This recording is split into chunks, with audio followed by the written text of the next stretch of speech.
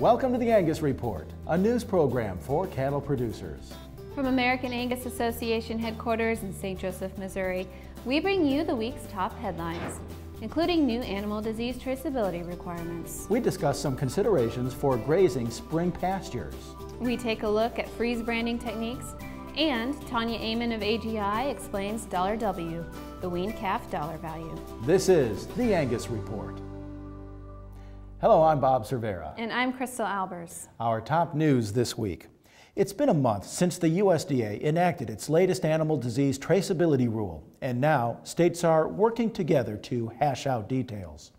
The new rule requires livestock 18 months of age or older to have official identification and a certificate of veterinary inspection before moving interstate.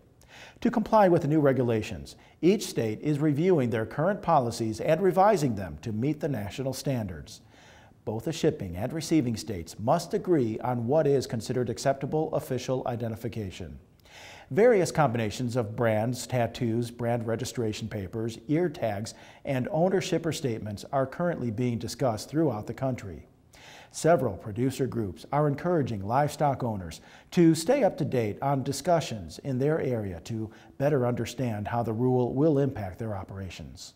With cattle herd numbers at historic lows, the industry has its fair set of challenges. Dr. Dan Niffen of Penn State discusses the current state of the business and the challenges associated with declining herd numbers and the buying power of the dollar, and how that affects everything from cow-calf producers to the beef checkoff. Currently, we're talking that we've got a cow herd that's about the size it was in 1949. Part of that decrease in the size of the cow herd, fortunately, has been offset by an increase in carcass weights on the cattle that we have been harvesting. So we've been able to offset that decline in the cow herd number by increasing our production per animal.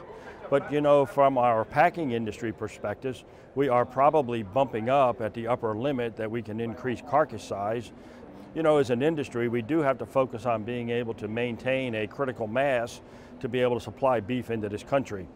If you look at the per capita consumption of beef in the United States, ballpark, we're bouncing in that 61, 63 pound range of per capita consumption per individual for 2013.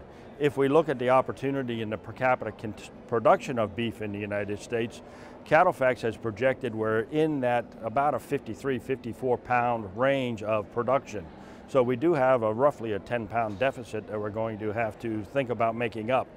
Spring is here, but while pastures green up, producers are encouraged to use a little caution. As Justin Sexton of the University of Missouri cautions, early spring growth poses potential problems for your herd's nutritional needs, as well as long-term pasture conditions. The moisture content of the grass is high, and so the cow is not able to consume enough dry matter to meet her needs. And so it's beneficial to the grass to wait because it does not have a lot of root reserves or top growth to generate root reserves if she's consuming such a large amount to meet her needs. So it's good to wait for a short period of time for both the plant and the animal. Additional resources for forming grazing strategies are available at grazingbeef.missouri.edu. Technology is playing an increasingly important role when it comes to improving cattle genetics.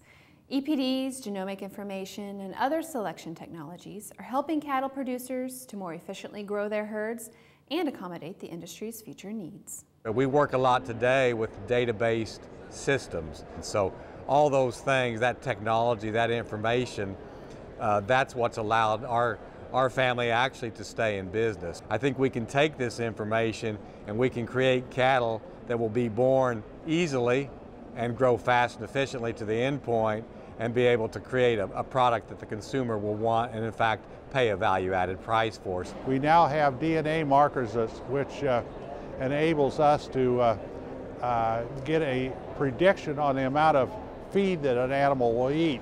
We can then divide that by how fast they gain, and so we can have cattle that grow faster on less feed. And the important thing is not just in the feedlot, but in the cows. We're going to have to do better, and I think that there's a bright future for American beef, but we're going to face some competition. And the last thing I want to happen is for beef to become so expensive that it becomes a special occasion food. When the Angus Report returns, Paige Wallace reports on freeze branding techniques. And Tanya Amon of Angus Genetics Incorporated discusses how to use a sometimes overlooked dollar value, $W. Visit Angus.org to continue watching this episode of the Angus Report. The Angus Report is brought to you by Merck Animal Health. Why not prevent respiratory disease before it steals from your bottom line? Vista Once protects your calves with the most complete respiratory disease coverage available. And Vision Blackleg vaccines can add 14 pounds per calf at weaning. Contact your veterinarian or animal health supplier today.